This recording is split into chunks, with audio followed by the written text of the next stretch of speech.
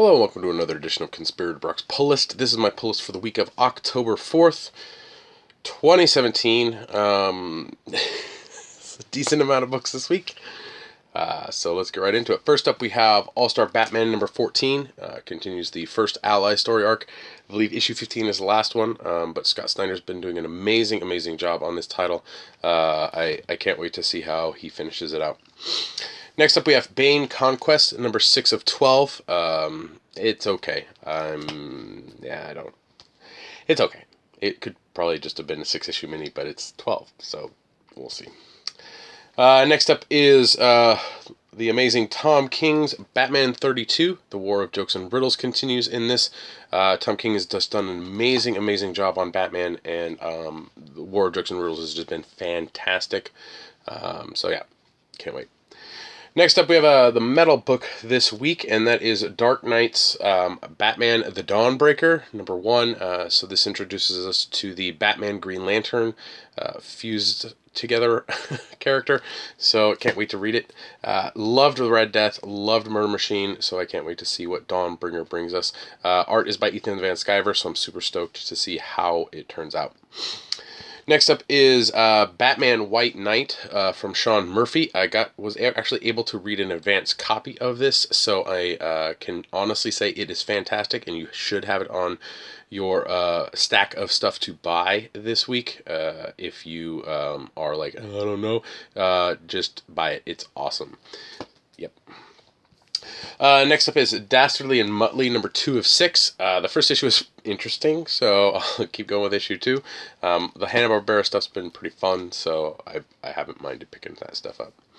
Next up is the Dark Knight's Metal tie-in with Green Arrow, number 32. This is the Gotham Resistance finale, so can't wait to see how this 4-parter ends. Like I said in the past, the tie-ins have been really good, especially the ones that are in other books. They work really well as a story that it's good. Gotham Resistance has been really good. It didn't break up any other stories as far as I know, especially like the Green Arrow, Hard Traveling Hero ends and he goes right into this issue. So yeah, but if you're still unsure about Metal, I don't know what your problem is. It's awesome. You need to get on it. Next up, we have Green Lanterns, number 32. House Party is the story arc here. Not sure what's going to go on in there, but we'll see. Humphreys is apparently going to be off the title and actually switching with the guy that does Nightwing, Tim Seeley. So I'm curious to see where Seeley takes Green Lanterns after this, or Humphreys run. Who knows? Next up is a pretty popular, well, I think it's an amazing book, and it looks to be really fun, and that's Harvey and Ivy meet Betty and Veronica, 1 of 6. This just looks like a fun book with tons of stuff that can be hilarious and all that. Next up, we have Harley Quinn on her own in Harley Quinn number 29. Vote Harley continues in this. We'll see if she's gonna be mayor. That's pretty cool. Again, I like Harley. I enjoy it. Justin Palmiotti, Jimmy Palmiotti, and Amanda Conner do an amazing job on the book. I just wish we had a little bit different. What's the word I want to use? Voice to the book. I think it would do well with a little bit of a break from Palmiotti and Conner, but it's still good, and I still enjoy it. Next up, we have Justice League number 30. This continues the legacy story that's been going on in it with the Justice League's kids coming back in time to take care of something. I don't know. It's okay. I've enjoyed Justice League. It's a fair book. Yeah. Next up is Manifest Destiny number 31. This book is just really amazing. Whenever it comes out, I'm super excited to read it. It doesn't let me down. So if you have not checked out Manifest Destiny, you should. The early trades are out, and you should snag those up and check it out. Next up, we have The Shadow Batman number 1. We just finished with Batman The Shadow, so now we're doing The Shadow Batman. So I'm curious to see where this one goes. Unlike Batman Shadow, this book has a shit ton of variants because it's Dynamite, so I just snagged this one. I think this is the cover A. This is the regular cover, so the Finch cover is the regular one. We'll see if I enjoy it. Next up is Shadowman Ray Shremmered? I have no idea. Number 1. It's a Shadowman title. I'm going to check it out, see if it's any interesting. And finally, on my pull list is Superman at number 32, Breaking Point. And so Superman's going up against Deathstroke in this. The last issue is pretty good. This is the fill-in issue, part of the fill-in stuff, but it's been good so far, so I've been enjoying it. I did snag up some variants this week. I did pick up the variant number 2 for All-Star Batman, and in addition, variant 3 for All-Star Batman, because I thought they were pretty cool. Batman 32 had a non-Tim Sale cover, so I pretty much picked it up. White Knight has one as well for Batman White Knight, another Sean Murphy there. Harley and Ivy Meet Betty and Veronica has a wonderful Adam Hughes cover. Good luck tracking that one down. It's going to sell out quick. And it was also a blank cover for Harley and Ivy Meets Betty and Veronica. So if on the off chance I'm lucky enough to go to a con and get somebody to draw something, I got something to do that on. And then, of course, we had Frank Cho's variant for Harley, number 29. And Gillian March did the cover for Justice League 30. And it's not the best, but I like Gillian March, even though I really haven't liked his stuff as of late. I did pick up a graphic novel this week, and that is the Wonder Woman Rebirth Deluxe Edition hardcover book 1. This collects Wonder Woman 1 through 14 and the Wonder Woman Rebirth issue. I'm curious to see how they put the issues together, if they did them 1, 2, 3, 4, or if they actually broke them up into the separate stories that they're supposed to tell.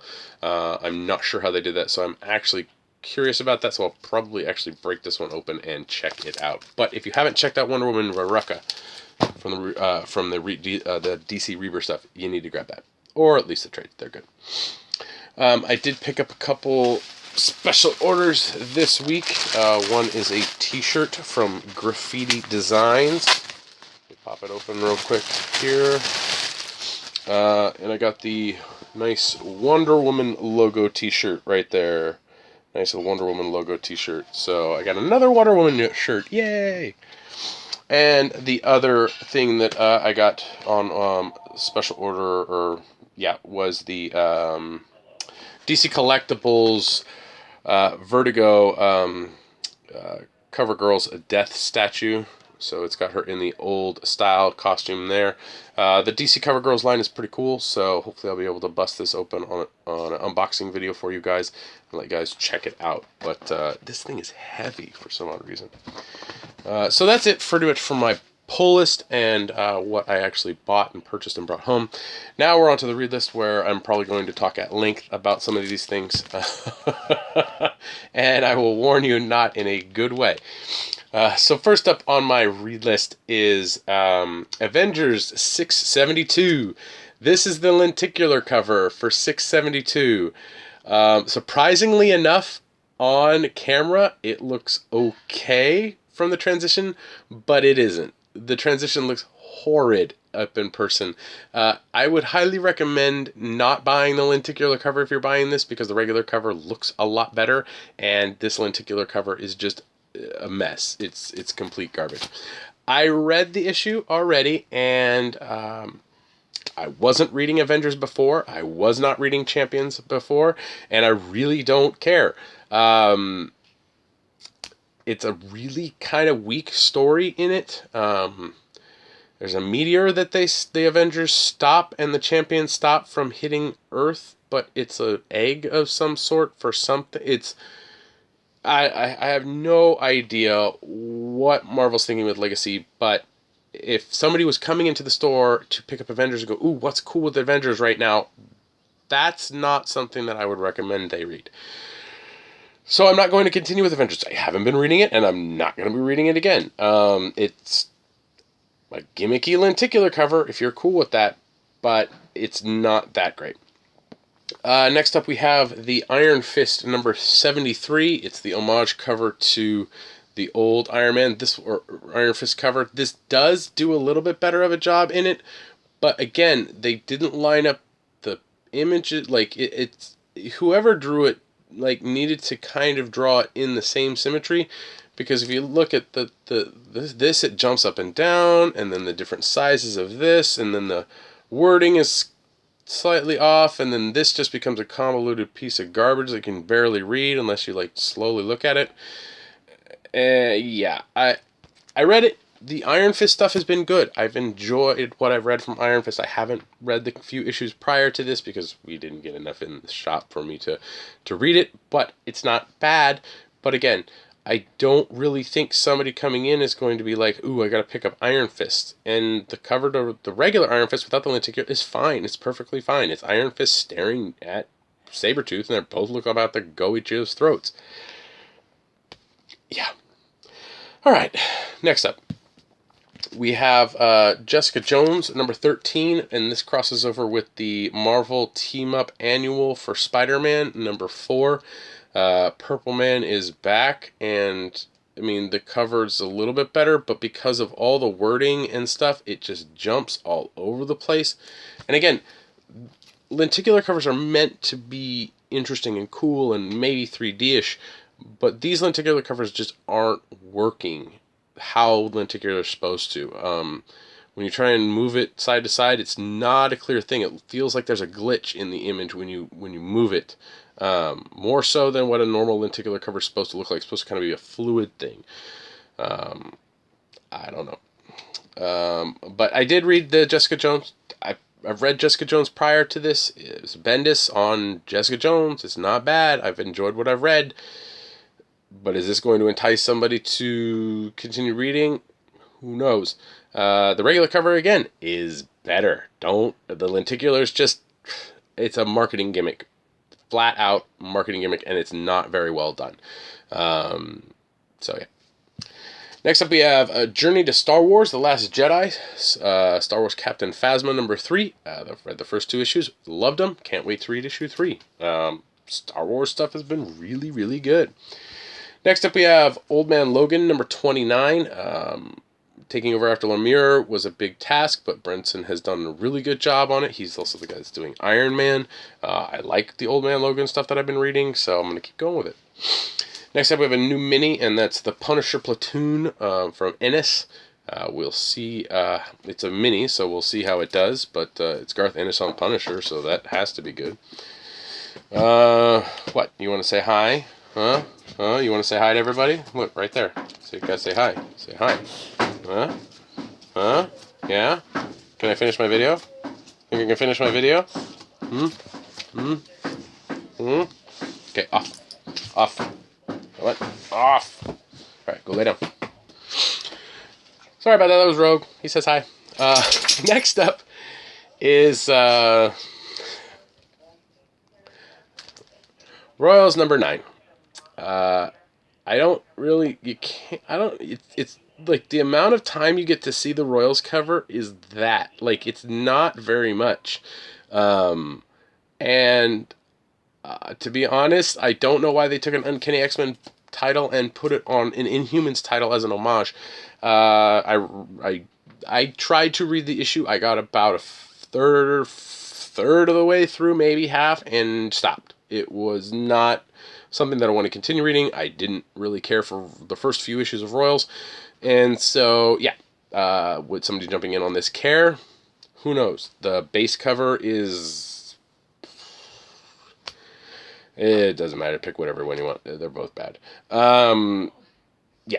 I think the weirdest thing about reading that issue was the fact that Medusa was in bed with Gorgon. Like, yeah, no, seriously. And she had white hair, not red hair. I have no idea. I haven't been reading the book. It's set some time in the future. Who knows? But no. Next up is a new number 1, and that's Slot from Image. New number 1, so I'll check it out. It's a little sad that it came out this week after what happened this past weekend in Vegas, but who knew? So, yeah. Next up, we have Spirits of Vengeance, number 1. The homage cover, of course, is the giant-sized X-Men, but this one is almost as bad, is that you have the X-Men cover there, and then that's the Spirit of Vengeance cover, but you see, like, you don't get the whole cover. It doesn't seem to want, like, I don't know. There's the title, but I still see everything else. Like, this is probably one of the worst ones. Spirit of Vengeance was okay. I recommend getting the regular cover because it's solid, it's good, it's a nice. It's like, ooh, Spirits of Vengeance. What is this? I think the only complaint I had about the book is there's, like, how many characters on Spirit of Vengeance? I don't even know why I'm looking at this.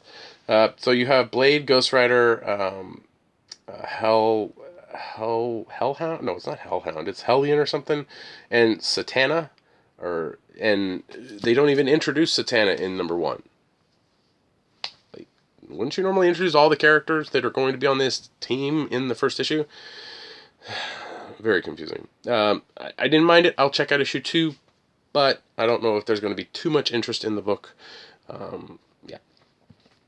Next up, we have Star Wars 37. Jason Aaron's been doing an amazing job on the Star Wars books, so I can't wait to read what he's got in store for us with issue 37. We also have Star Wars Darth Vader number 6. Looks like the guy from Rebels is going to make an appearance in here, so that's pretty cool. But we shall see. Next up, we have Venom number 155, and that's the homage cover to the Brand New Day cover. It's Brand New Day. There you go. Now this one transitions a lot better than the other ones, but again, it's still so convoluted and stuff doesn't line up right. But look-wise, it's a lot better than the other ones. It's not so busy, but again, the stuff doesn't line up nicely, so you have all this stuff moving around, and yeah. I read it. It's Venom. It's Eddie Brock. I don't know really what else to say about it. I'm not going to keep reading it, because I wasn't reading Venom before. I don't even remember what the main cover looks like, so, I mean, if you like Venom, pick it up. I don't know. Next up, we have X-Men Gold, number 13. This is the homage to issue 100 of X-Men. This one is probably the worst one by far. The homage is just way too busy, way too much stuff going on. The X-Men moves down and the gold pops up, but it could have just stayed there. I have no idea why they did it this way. But this is probably the worst cover I've seen from the lenticulars. And the new art for it, which actually is right here, is just bleh. This book actually, so with X-Men Gold number 12, there was something there was a line of dialogue in it that made me kind of cringe and go, oh, you're either trolling the reader or the writer is super pissed off at Marvel, or a little of both, or they're just not giving two rats' asses. But here we have Mojo sitting in his control room watching monitors, and like the dialogue is okay, but the one that really hit home kind of the trolley to me was Old Man Logan's character says, "You're saying someone's trying to kill us with nostalgia?" And that's when Mojo pops in and says, "Oh, not nostalgia, my octogenarian friend. Legacy. The greatest hits, as it were. And the greatest thing about these hits, they hit back." This is the dialogue box right here. I want you to see that. Like, legacy. Big letters. Like, I don't know. I think that... So I read all the Legacy books this week. Except for, I think, Iceman. I completely skipped over that one. Look, if you're reading the title the Marvel is already putting out, keep reading it. It's probably going to be the same thing. You'll probably enjoy it. If you're trying to go, is this a good time to jump on to Marvel books? No. There's nothing different. It's going to be coming, something's going to happen. But with Marvel Legacy, we got a really well-written book, but we got something that kind of gave us these things that were like, oh, okay, cool, and none of that stuff is coming out right now. None of it. None of the Avengers was 1 million BC. We don't know yet where Wolverine's going to fall, and finding out how he came back from the adamantium statue he was encased in. The stuff with the Fantastic Four, we know that Johnny and Thing are going to be in the 2-in-1 book, but what about the rest of the Fantastic Four? I have a scary suspicion that the Fantastic Four is not going to end up being Johnny and Thing, but it's going to be Johnny, no, it's not going to be Johnny, Thing, and Reed and Sue. It's going to be Johnny, Thing, and Franklin and Valerie. And that's scary in the sense of they're trying to blatantly take 2 old characters and 2 younger characters and mush them together to make whatever Marvel pie they're trying to make. The scary part about this is that if these legacy titles don't do well, I mean, they've done well. The sales on these have done well because of the Marvel math and all of this stuff. But retailers across the board, I think, are fed up. They are at their just peak of dealing with Marvel's publishing BS, basically. It's difficult to watch, and it's difficult to, as a reader and as somebody who likes comics and likes these characters, to see the Marvel go down this road. Yeah. I know we're going to get the Iron Man Comes Back story. I know we're going to get this stuff. But there really wasn't anything out of the gate from Legacy. I mean, Legacy came out last week, and nothing this week out of the gate was like mind-blowing or was grabbed your attention or was like there was a must-read Marvel title, Legacy title from this week. There wasn't. There was nothing there that grabbed you. People compare the Legacy stuff to what DC did last year with Rebirth, but we had the Rebirth issue, and then we had the Rebirth one-shots, these one-shots that brought you to where this character was or where this place was going. It was kind of like, hey, check this out. If you like this, then continue with the series that's going to be coming right after this number 1. They did the double shipping very well, all of that stuff, and it did very well. Now, not all of the titles did very well. There was a lot of titles that fell short, but they were giving it the attempt. They were trying, and they didn't prematurely cancel those titles. Blue Beetle is, I think, still coming out, but it's soon going to be canceled. Same with Cyborg. All of the ones that really failed, they still gave the creators time to finish telling the story that they wanted to tell. That was the Rebirth story, or what they were hired to do for that character. So going into this with Marvel and reading the Marvel Legacy last week and going, okay, I'm kind of interested in a couple of things that you've mentioned, but nothing really stood out this week that made me go, I need to get the next issue of this. I need to check out this series. I need to, put this on my pull list, or I need to pay attention because this is a really good story. All of the titles this week were subpar or the same or even worse than what I've read before. And that's sad, because if this continues, it's hard to say what the market's going to be like when, publishing companies have done these gimmicks, these things to get sales up and so on and so forth. It ends up hurting, not just, it doesn't really end up hurting the publisher. It ends up, in the short term, it ends up hurting the retailers, the people that provide the comics to the readers. And the problem with that is when those get hit and those go away, the sales drop down because there's now less comic book stores. Comics aren't a necessity, they're a want. So it's something that you can easily drop if you need be, or if you no longer have a store to go to, you can just say, well, I guess I'm done. There's places to order online, but some people just like the experience of going to your local comic shop on a Wednesday, walking in and talking to the people and engaging in that community that the comic shops actually provide. But with Marvel and their numbering, or their math and their ordering and the schemes and all of this stuff, really just looks like they're trying to pad their numbers toward going into the fourth quarter of this financial year.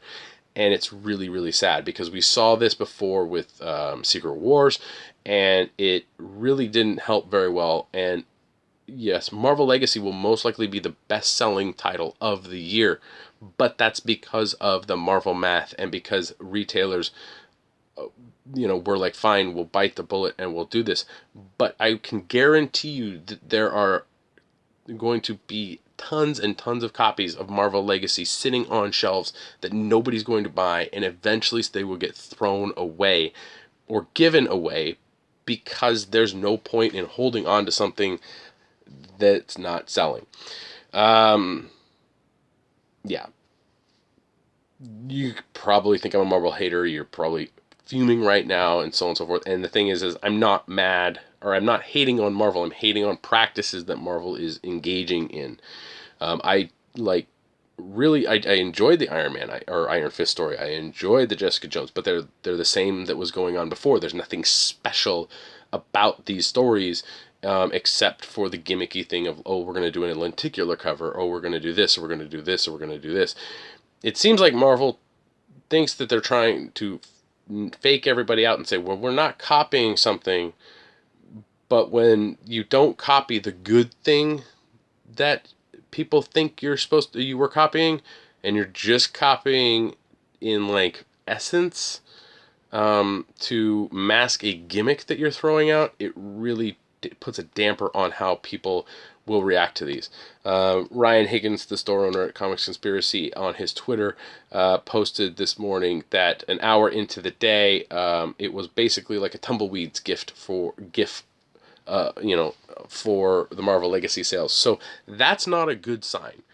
Now I know my recommendations here are, you're probably now either turned off or pissed off or just indifferent. But again, I really want Marvel to succeed, and I want them to be able to give us good quality product. But again, I think that they're so marred in hitting a number or giving a gimmick that they've lost sight of what is enjoyable about comics, and that's good story and art and the fact that we can engage and enjoy this in a community. But who knows? That's it for my pull list and my Marvel Legacy rant. Thank you for watching. Please like, share, and subscribe to the channel, or unsubscribe if you've probably pissed off, but sorry. That's sorry. Leave your comments down in the window below. You can also listen to me on the Comics Conspiracy podcast. We just finished recording episode 327. We had two guests on, Chris Bunch, customer of the store who helped us with the store move, and also Jim Jokisch joined us because he was in town. A bunch of TV conspiracy this week, talking about Inhumans, the TV show, which I didn't watch all of it, but I watched enough to know that you couldn't figure out an Inhuman hair clipper that doesn't look like it was bought from Earth. Yeah. Anyway, we talk at length about that. We answer some listener questions and so on and so forth. So check it out. There'll be a link in the description below to that episode. You can also follow me on Twitter. My handle's @BrockSager. You can also help me and my fellow conspirators out at www.patreon.com/comicsconspiracy. For as little as $1 a month, you help us with hosting and getting some food and product. And to all our Patreon backers, thank you for your support. You can also support myself directly through any of the links to things on here, or www.conspiratobrock.com. Any of the Amazon links you click through and you purchase something, I get a little bit of a kickback, so I do appreciate it when you guys do that. Also, I do have a link to my eBay store up, and I've been trying to get more stuff up there as I can, so be patient with me, but feel free to check that out. It's in the description below. So I've rambled on for about half an hour, so you're probably going, holy crap, this is a long video, and why did I watch it all the way through? But thank you for watching, and I'll see you next week.